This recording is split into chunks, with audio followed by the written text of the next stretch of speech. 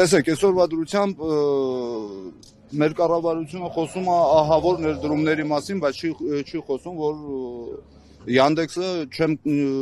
ամեն ամիս ամեն մարդուց ամենակիչը 200-250 հազար, ամեն վարորդից ամենակիչը 250 հազար, ուղղակի չկներեք այս բառից համար, ուրիշ տարբերակ չկա այստեղ, այսպես ասելու, քերում է։ Տոկոսադրույքը սկզբից, որ Yandex-ը նոր եկավ Հայաստան, բոլորս հիշում ենք, չէ՞, սկզբից առանց տոկոսեր, հետո 3-4% ու բարձրացավ կամաց, այս պահին տոկոսադրույքը մինիմալը կազմում է 25%։ Այսինքն վարորդը հաշվարկում ես, եթե մեկը որ ես արենդով օրավարձով քշող մարդ եմ, հաշվարկը կատարում եմ օրվա վերջում, ես քշում եմ օրինակ 30-35 հազար դրամի համար, ժողովուրդը մտածում են, թե այս վարորդը այսպես թիվը աշխատում, փողը աշխատում, բայց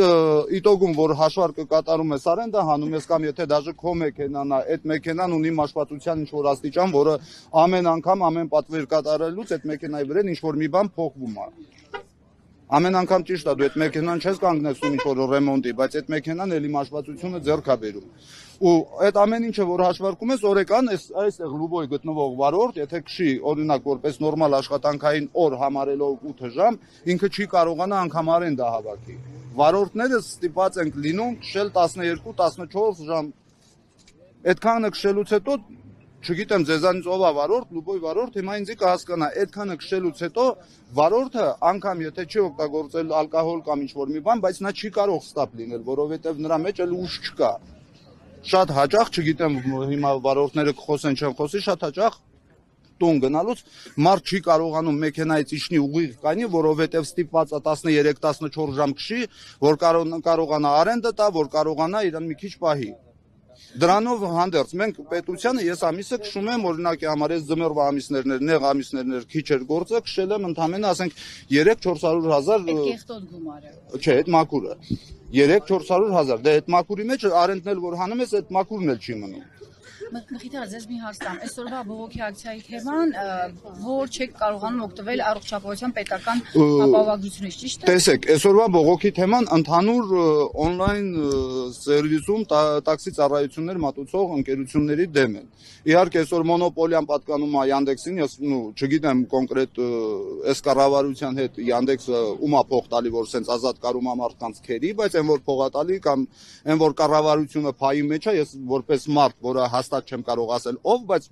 չի լինում նման բան, որ կարանան մտնեն երկիրը քերեն, երկրի մեջ այդքան քերեն ու կառավարությունը այդքան չնկատի։ 120 հազար աշխատող ամենակիչը վարորդ կա, որից հասկացան 40 հազարը թող լինի 30-40 հազարը թող լինեն ոստիկանները, այն մյուս աշխատողները, ովքեր գործից հետո հելնում են ուղակի մի երկու գործ անեն, գնան տուն, բայց այն մարդիկ, որ որպես հիմնական աշխատանք աշխատում են վարորդ, քշում են տաքսի, այդ մարդիկ մենք պահանջում ենք, որ պետությանը մենք հարկ ենք մուտքում։ Եթե ինքը մեզանից վերցնում է որպես տաքսի շոֆեր, ես մարդ եմ, ինքը ինձանից որպես տաքսու վարորդ վերցնում է հարկ։ Ինքը այդտեղ գիտակցում է, որ ես տաքսու վարորդ եմ։ Այդ ոնց է չի գիտակցում, որ այս մարդուն ես հարկում եմ որպես տաքսու վարորդ, դեպքում բերեք գրանցված աշխատող համարենք այդ մարդուն։ Այդ տոկոսադրույքների բարձրացումը, որ 4-ից կամ 0-ից հասավ 25-35 մինչև այդ տոկոսադրույքները վերել ստաբիլիզացնել, դարձնել ամենաշատը 10% ներառյալ ընդհանուր հարկերը, որպեսզի վարորդը կարողանա հասկանալ, որ տնից դուրս եկավ գործի, ինքը փող է աշխատելու։ Գոնե մինիմալ աշխատելու է, ստիպված չլինի 8 ժամ նորմալ երկրներում, որ մարդիկ 8 ժամ աշխատում են, նրանց հələ օտպուսկ են տալի են անում, իսկ մեր մոտ մեզ դաժե որպես աշխատող չեն ճանաչում։ Իսկ ինչի օրինակ չեք կարողանում, եթե 201,000 դրամից ավելի շատ եք փոքր աշխատում, չեք կարողանում մյուսների պես օգտվել պետական բժշկական ապահովագրությունից։ Որովհետև մեզ չեն գրանցում որպես աշխատող։ Մեզ գրանցված, չէ, ոչ մի պատճառաբանում դրա համար չկա, օնլայն միակ պատճառաբանումը, որ ես մի անգամ լսեցի, որ դա օնլայն տիրույթ է։ Նույն այդ օնլայն տիրույթից դու կարողանում ես այդ մարդուն հարկի ենթարկել։ Ամեն մի կատարած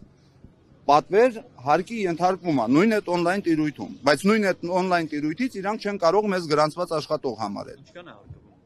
4.5% էս պահին, եթե ես ճիշտ եմ հիշում։ Յուրաքանչյուր պատվեր, օրինակ դրամով է 4.5, եթե նաղդով 5%։ 5%, տեսեք, օրինակ, եթե ես կատարել եմ 1000 դրամի պատվեր, 50 դրամը գնում է պետությանը։ 4.5-ը, 450-ը, հա։ Տեսեք, հաջորդ հարցը տոկոսադրույքների խնդիրն է։ Հասկանանք էլի, տոկոսները բարձր են, բայց այսինքն բարձր տոկոս եք տալիս, բայց միևնույն ժամանակ չեք օգտվում այն ապահովագրությունից, որը օգտվում է մի մարդ, որը ուրիշ տեղ աշխատում, բայց գրանցված աշխատում։ Գիտեք ոնց է, այստեղ հենց իզուր չի ասված մոնոպոլիա բառը, որովհետև տեսեք, պետությունը այսօր ինձ որպես վարորդ հարկում է 4.5%։ Yandex-ին որպես on-line տիրույթում ծառայություն մատուցող հարկում է։ Yandex-ի գործընկերներին, տաքսոպարկերին հարկում է։ Այսինքն մենք աշխատում ենք, մեզանից հետո նույն այդ աշխատավարձը 3 տեղ հարկվում է, այդ ամեն ինչը պետությունը տենում է։ Բայց պետությունը նույն հաջողությամբ չի տենում, որ այս մարդը աշխատում է։ Հենց հասնում է արդեն հենց ներքին խավի աշխատողին, ով որ իրոք պախատ անում, աշխատում է, այդ մարդուն հենց հասնում է հերթը, արդեն պետությունը չի տեսնում։ Իսկ ինչի ԱԶ չեք գրանցվում։ ԱԶ-ները օրինակ բժշկական ապահովագրությունից օգտվում են, եթե վճար են։ Այսինքն ես մի հատ էլ ԱԶ գրանցվեմ, ԱԶ-ում վճարում կատարեմ, իմ աշխատանքը 3 տեղ գանձվում է պետության կողմից, դա հեչ, մի հատ էլ 4-րդը դա բավի տանեմ։ Որպեսզի օգտվեք բժշկական։ Հենց դա է մեր պահանջը, որ եթե արդեն իրանք մեզ հարկում են որպես աշխատող, թող բարի լինեն, գրանցեն որպես աշխատող, հասկանալով, որ կա մարդիկ, որ ամսվա մեջ կարող ընդհանուր 100,000, 150,000 ուղակի գործից հետո քշեն, որպեսզի այդ մարդիկ չխառնվեն մեր հետ, ովքեր աշխատում են տաքսում որպես հիմնական գործ։ Թող շեմ նշանակվի 150,000-200,000-ն է, որը եթե ես ամիսը քշում եմ 200,000, ուրեմն այդ ամսը, ուրեմն ես համարվում եմ աշխատող։ Իսկ պետությանը վճարվող հարկի անունը ի՞նչ է։ Պետական եկամուտ։ Պետտուր։ Այսինքն սոցվճար չի եկամուտ։ Չէ։ Դուք հիմա ընդհանուր ձեր շահույթից ինչքան եք հարկվում,